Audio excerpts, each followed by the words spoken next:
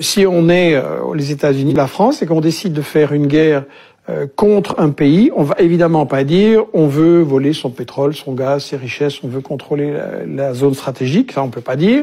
Et donc on va dire que on vient pour la démocratie, pour protéger les minorités, pour émanciper les femmes, contre le terrorisme, ça c'est le prétexte parfait.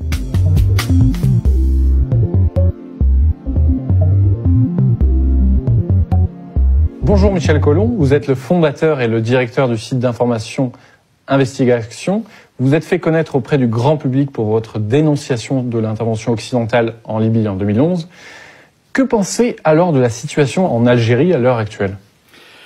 Je pense que l'Algérie reproduit le schéma que j'ai analysé à propos de la Libye, et avant cela pour l'Irak, pour la Yougoslavie, il y a la Syrie, il y a le Venezuela. En fait, vous avez une tentative de contrôle par les grandes puissances, les États-Unis, la France, qui veulent contrôler les ressources pétrolières et gazières très importantes dans le cas de l'Algérie, qui veulent contrôler des positions stratégiques, qui veulent aussi contrôler une zone essentielle de ressources, le Sahara, l'uranium du Niger, etc., et qui donc essayent de profiter d'événements et de revendications qui peuvent être légitimes. Dans le cas de l'Algérie, il y en a certainement, pour installer leurs pions, leurs marionnettes et contrôler le pays comme ils le font dans énormément de pays en Afrique, en Asie, en Amérique latine. Donc vous pensez que la position française à l'heure actuelle, très prudente sur l'Algérie, peut se comprendre de cette façon? Est-ce que vous parlez de la position française officielle ou de ce qu'ils font dans les coulisses? Officielle et dans les coulisses. De ce qu'ils font dans les coulisses, parce que c'est pas la même chose. Et justement, il faut bien distinguer. Au niveau de l'officiel, il faut bien se dire qu'il y a une grande rivalité, comme dans toute l'Afrique, entre les États-Unis et la France, qui en apparence sont des grands copains, mais en réalité se battent pour les parts de marché, le contrôle des ressources, etc. Et donc, il y a une grande bataille avec les services secrets très actifs pour essayer de récupérer les choses. Maintenant, la France, comme tout le monde, se pose des questions. Comment ça va tourner? Est-ce qu'il va y avoir une révolution de palais?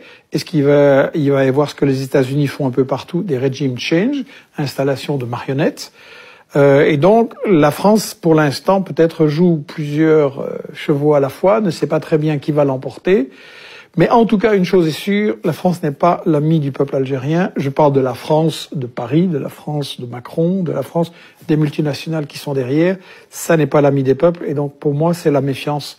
Il y a tellement d'exemples où la France, comme les États-Unis, comme la Belgique, je ne veux pas oublier, se sont présentés en humanitaire, on va faire le bien des peuples, on va apporter la démocratie, et puis ils apportent juste plus de dépendance, donc plus de pauvreté, en fait, toujours du colonialisme. Pour moi, on n'est pas sorti du colonialisme, en fait. Donc vous n'êtes pas favorable à ce nouveau printemps arabe en Algérie?